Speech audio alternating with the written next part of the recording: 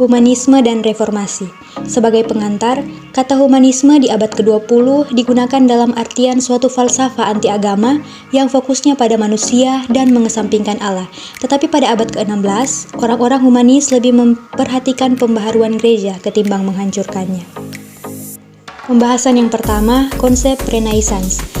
Renaissance merupakan istilah Prancis merujuk pada kebangkitan kembali sastra dan seni pada abad ke-14 dan ke-15.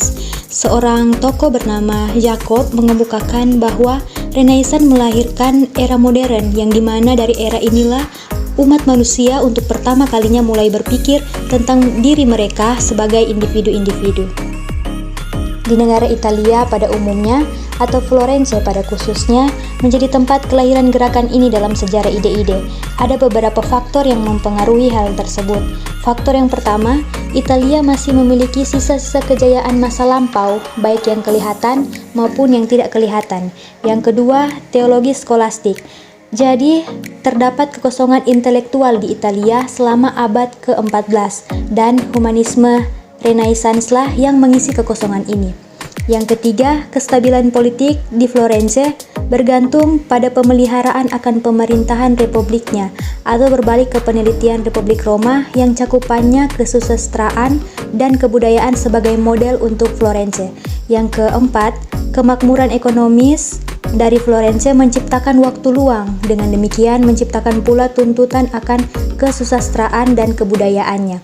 Dan yang kelima, karena Bizantium mulai runtuh, Konstantinopel akhirnya jatuh pada tahun 1453. Pembahasan yang kedua, konsep humanisme. Jadi istilah humanisme ini lahir dari temuan abad ke-19. Apa maksud istilah humanisme ini? Jadi terdapat dua aliran yang beberapa waktu terakhir dominan dalam menafsirkan gerakan ini. Pertama, humanisme dipandang sebagai suatu gerakan yang mencurahkan perhatian pada ilmu-ilmu yang mempelajari karya-karya klasik dan filologi. Yang kedua, humanisme adalah filsafat baru dari Renaissance. Yang pertama, ilmu-ilmu klasik dan filologi. Orang-orang humanis mempelajari karya-karya klasik sebagai model dari kelancaran menulis untuk memperoleh inspirasi dan instruksi. Pengetahuan akan karya klasik dan kemampuan filologis adalah peralatan yang dipakai untuk menggali sumber-sumber kekayaan zaman kuno. Yang kedua, falsafat baru dari Renaissance. Banyak penulis humanis sungguh-sungguh menyukai Platonisme, tetapi juga ada yang menyukai Aristotelianisme. Singkatnya, telah menjadi jelas bahwa humanisme tidak mempunyai filsafat yang mempersatukan. Tidak ada satu ide filsafat atau politik yang mendominasi dan menjadi ciri utama dari gerakan ini. Yang ketiga, pandangan Kristeller tentang humanisme. Jadi humanisme ini secara esensial adalah suatu program kebudayaan yang mengacu pada kebudayaan kuno, tetap berlaku sebagai model untuk kefasihannya. Kekunoan dilihat dari sumber kebudayaan yang diambil dan diteladani dari Renaissance. Secara singkat, humanisme memusatkan perhatian pada masalah bagaimana ide-ide diperoleh dan dinyatakan, ketimbang pada masalah substansi yang aktual dari ide-ide tersebut. Seorang humanis boleh saja seorang Platonis atau Aristotelian, tetapi dalam hal apapun, ide-ide yang dimilikinya diambil atau berasal dari zaman kuno. Poin selanjutnya, ad fontes atau kembali ke sumber-sumber asli. Slogan ad fontes berarti kembali ke dokumen-dokumen yang sah dari kekristenan, yaitu penulis-penulis patristis dan yang paling utama Alkitab. Namun demikian, slogan itu menyatakan sesuatu yang lebih daripada hanya menentukan sumber-sumber yang dipergunakan dalam proses kelahiran kembali peradaban. Slogan ini juga menentukan sikap yang dipakai untuk menggali sumber-sumber tersebut. Ad fontes lebih daripada slogan. Ia adalah suatu garis kehidupan bagi orang-orang yang putus asa menghadapi keadaan dari gereja pada abad pertengahan, era apostolis, zaman emas dari gereja, dapat sekali lagi menjadi suatu kenyataan. Humanisme di Eropa bagian utara. Dalam bagian ini, kita harus berhenti sejenak untuk memperjelas satu pokok yang penting. Humanisme yang mempengaruhi reformasi terutama adalah humanisme Eropa bagian utara ketimbang humanisme Italia. Karenanya kita harus membahas dalam bentuk apakah gerakan di Eropa bagian utara ini terjadi. Penerimaan Eropa bagian utara akan Renaissance Italia. Humanisme Eropa Utara sangat dipengaruhi oleh humanisme Italia dalam setiap tahapan perkembangannya. Meskipun awalnya ada gerakan asli di Eropa Utara yang independen, namun akhirnya gerakan tersebut juga dipengaruhi oleh humanisme Italia. Misalnya, humanisme kemasyarakatan yang berasal dari Florence tidak begitu luas di Eropa Utara kecuali di beberapa kota Jerman dan Swiss. Ada 3 hal penting yang mendukung penyebaran metode-metode dan cita-cita Renaissance Italia ke Eropa bagian utara. Yang pertama, para ahli Eropa Utara belajar di Italia dan membawa semangat Renaissance. Kedua, surat menyurat humanis Italia menyebar luas ke Eropa Utara mempengaruhi penyebar ide-ide Renaissance. Ketiga, buku dari Aldino Press di Venice dicetak ulang di Eropa Utara memastikan perhatian mereka di tempat-tempat Cita-cita humanisme Eropa Utara. Humanisme di Eropa Utara memiliki 3 hal umum: minat pada buane literae dan kefasihan menulis, program keagamaan untuk membangun kembali gereja Kristen, dan dukungan terhadap perdamaian internasional terutama di Swiss. Humanisme Swiss bagian timur. Humanisme Swiss Timur di Wina dan Basel menekankan pembaruan moralitas gereja dan pribadi, bukan pembaruan ajaran gereja. Kitab suci menjadi panduan tingkah laku moral bagi orang Kristen. Pemikiran Zwingli di Zurich menekankan moralisme humanis Swiss dalam program pembaruan yang dimulai pada tahun 1519.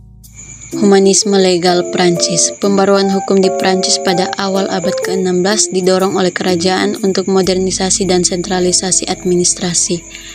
Ahli hukum di Bourges dan Orleans mempelajari teori hukum umum dan mendukung pendekatan langsung ke sumber-sumber perundang-undangan klasik. Reformasi ini mempengaruhi Johannes Calvin yang terinspirasi oleh humanisme hukum Prancis dalam pendidikannya. Calvin kemudian mengaplikasikan pemikiran ini dalam pembentukan hukum di Jenewa, menekankan pendekatan linguistik dan sejarah dalam menafsirkan teks-teks. Humanisme Inggris. 3 unsur utama dalam reformasi Inggris adalah Lollardy, Lutheranisme, dan humanisme. Universitas Cambridge menjadi pusat humanisme di Inggris pada awal abad ke-16 dengan Whitehorse Circle.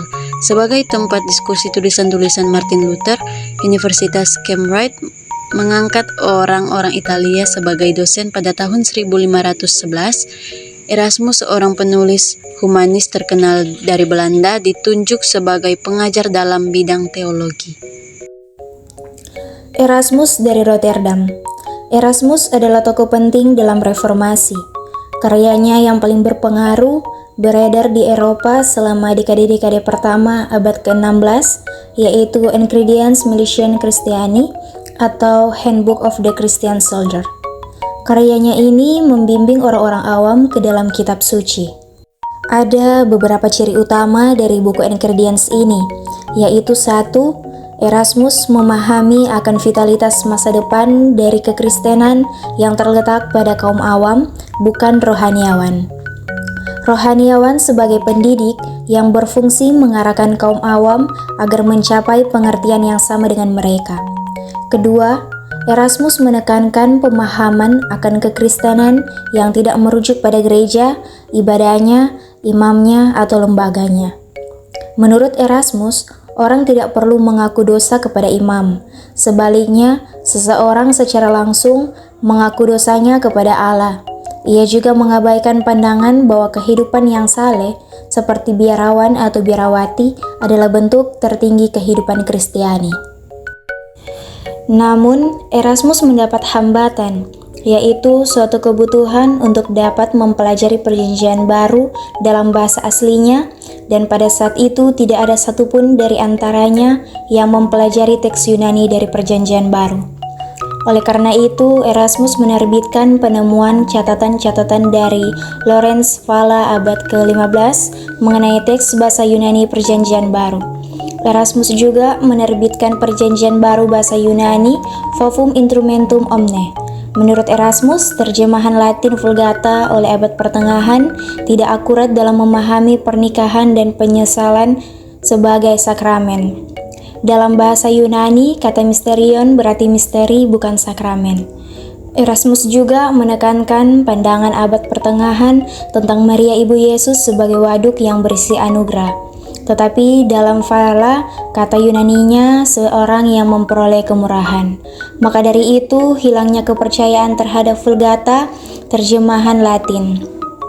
Oleh karena itu, Erasmus menuntut perhatian terhadap tulisan-tulisan bapak-bapak gereja dan memerlukan penerbitan edisi-edisi yang terlengkap dari tulisan-tulisan para teolog seperti Ambrosius, Agustinus, dan Hieronymus, penulis patristik yang disukai Erasmus. Humanisme dan reformasi suatu evaluasi. Humanisme memiliki pengaruh berbeda terhadap reformasi di Zurich yang dipimpin oleh Ulrich Zwingli dan reformasi di Wittenberg yang dipimpin oleh Martin Luther. Reformasi di Swiss berkembang dengan munculnya kelompok-kelompok humanis di Universitas Wina dan Basel pada awal 1500-an, di mana mahasiswa Swiss mulai lebih tertarik pada universitas yang memiliki hubungan dengan humanisme. Keterkaitan Swiss dengan Italia membantu menyebarkan ide-ide Renaissance ke Eropa Utara.